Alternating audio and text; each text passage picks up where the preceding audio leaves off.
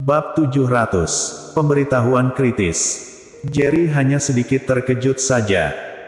Wanita ini pasti bukan orang biasa sehingga bisa memilih kekuatan seperti Master 8 keluarga besar kota Yan di usia yang begitu muda seperti ini. Tapi wanita ini lebih terkejut, dia tidak sengaja memukul lengan Jerry dengan menggunakan seluruh kekuatannya. Hanya dia sendiri yang tahu jelas seberapa kuat kekuatannya tadi. Tinju yang membawa seluruh kekuatannya bisa mematahkan togenkat besi, tapi Jerry seperti tidak merasakan apapun. Yoga pun memanfaatkan keadaan ini untuk naik ke dalam kereta. Tapi Jerry langsung bergerak melewati wanita itu, kemudian dia menarik Yoga dengan kuat. Beruak. Tubuh Yoga jatuh ke tanah dengan keras. Orang yang ada di sekitar sana tercengang, mereka baru pertama kali melihat anak muda memukul orang tua. Sialan. Wanita berkekuatan besar itu semakin marah dan langsung melayangkan tinjunya ke arah Jerry. Beruak.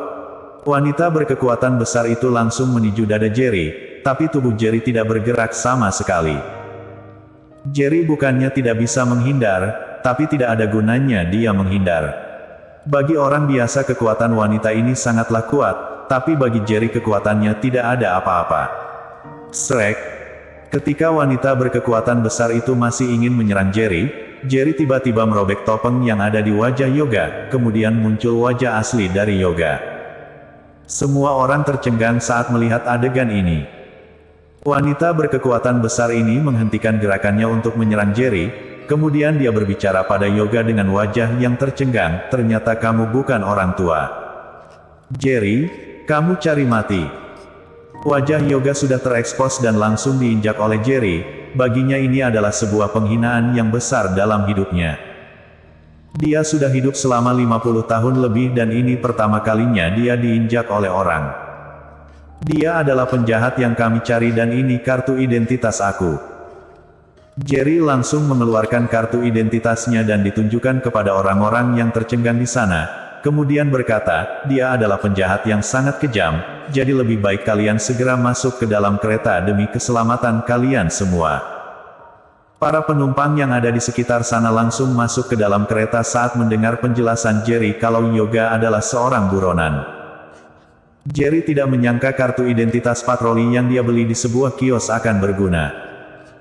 Yoga benar-benar kesal karena diinjak oleh Jerry dan dituduh adalah seorang buronan. Ayo pergi. Jerry langsung memborgol tangan Yoga dan membawanya pergi. Tunggu. Ketika Jerry baru keluar dari stasiun kereta, tiba-tiba ada seorang anak perempuan yang memanggilnya dari belakang. Wanita berkekuatan besar yang tadi berlari tergesa-gesa kemari, lalu dia berbicara dengan wajah yang minta maaf, aku tadi salah paham. Jerry melihat orang itu sekitas, lalu menggelengkan kepala, berkata, tidak apa, kamu juga tidak tahu keadaan yang jelas, jadi tidak salahnya untuk berbuat baik. Wanita ini memiliki kekuatan yang besar, kelihatannya dia memiliki latar belakang yang tidak kecil, tapi dia memiliki hati yang sangat baik, jadi ini adalah hal yang sangat berharga. Apalagi tinjuan yang dia berikan tadi tidak ada rasa sama sekali. Setelah Jerry selesai bicara dia langsung membawa Yoga pergi, tapi wanita itu mengejarnya lagi. Jerry menggerutkan keningnya, berkata, bukankah kamu ingin pergi ke Changhe? Jika kamu tidak pergi sekarang, maka kereta akan segera pergi. Wanita itu berbicara dengan wajah yang biasa saja, aku tadi sudah melukai kamu, jadi aku harus ganti rugi dan tidak akan meninggalkan kota yang terlebih dahulu.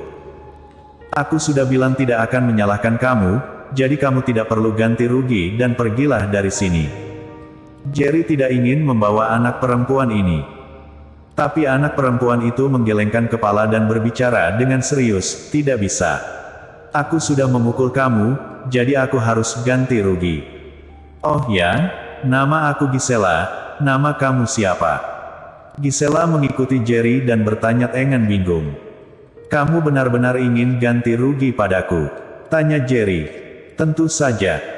Gisela berkata, kamu ingin ganti rugi seperti apa? Selama aku bisa melakukannya, maka aku tidak akan menolaknya. Jerry berkata, kamu cukup pergi dari penglihatan aku saja, maka aku anggap itu ganti rugi dari kamu. Gisela tercengang, kemudian dia langsung menggelengkan kepala, tidak bisa. Jika aku pergi dari penglihatan kamu, maka itu tidak disebut ganti rugi. Jerry tiba-tiba merasa pasrah melihat anak perempuan yang begitu keras kepala ini. Dia terus menempel pada dirinya hanya karena telah meninju dirinya 2 kali. Tuan Jerry. Tiba-tiba ada sebuah mobil Maybach yang berhenti di samping Jerry. Kemudian ada seorang anak muda yang keluar dari mobil tersebut. Anak muda itu memasang wajah yang terkejut saat melihat Jerry menangkap Yoga, tapi tidak lama kemudian dia berbicara dengan penuh dendam, "Tuan Jerry, kamu sudah menangkap orang brengsek ini. Orang itu adalah Indra Chen, sekarang ayahnya masih berada dalam keadaan kota di rumah sakit dan semua ini karena ulah Yoga."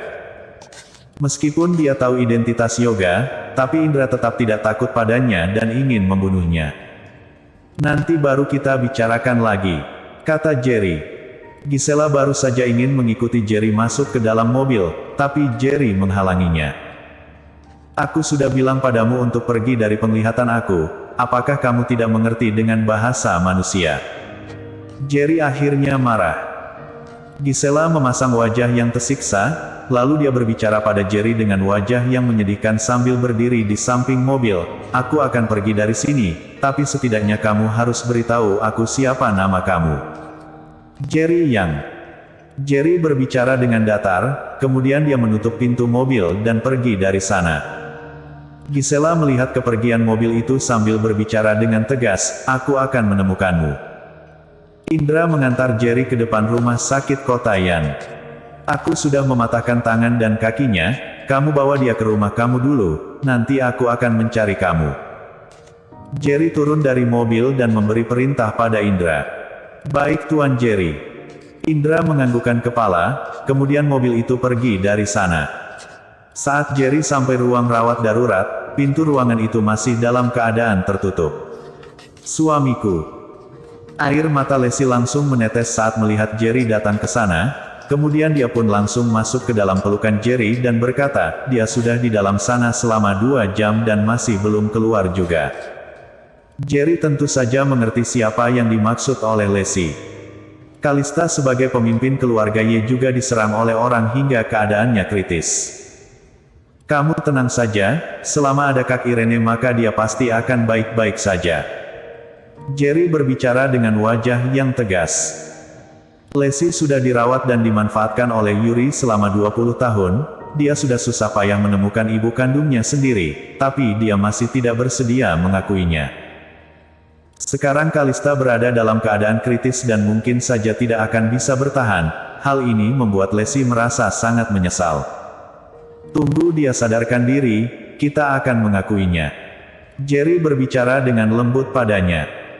Leslie meneteskan air mata dan tidak bisa mengatakan apa-apa lagi, dia hanya bisa menganggukkan kepala. Saat ini Kalista, Geralt dan juga Tiago sedang diselamatkan dari keadaan kritis. Meskipun Jerry tidak memiliki sikap yang begitu baik pada Geralt, tapi waktu itu dia mengusir dirinya dan ibunya untuk menyelamatkan mereka. Jadi bisa dibilang Jerry berhutang budi pada Geralt. Oleh karena itu Jerry juga merasa sangat khawatir dan hanya bisa berdoa agar Kalista dan Geralt bisa selamat.